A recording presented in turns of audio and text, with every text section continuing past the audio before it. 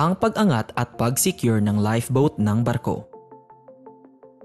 Siguraduhing nakasarado ang lahat ng anumang nakabukas, pati na rin ang hatch para maiwasan ang pagpasok ng tubig kung may sakuna.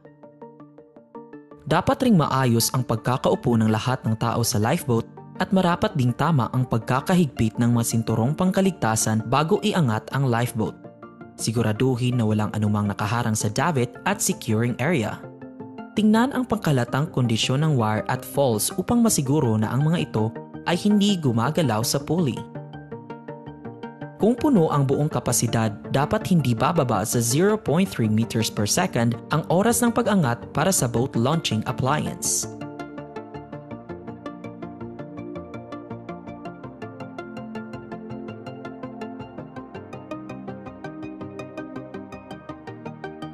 Ang lahat ng lifeboat maliban sa freefall lifeboat ay dapat inaalis mula sa nakapatong na posisyon nito na walang nakasakay sa loob.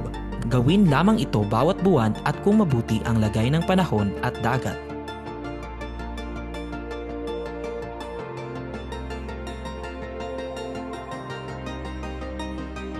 Huwag kalimutang mag-subscribe sa Marine Insight Philippines at i-hit ang notification bell para hindi ka mahuli sa mga bagong video.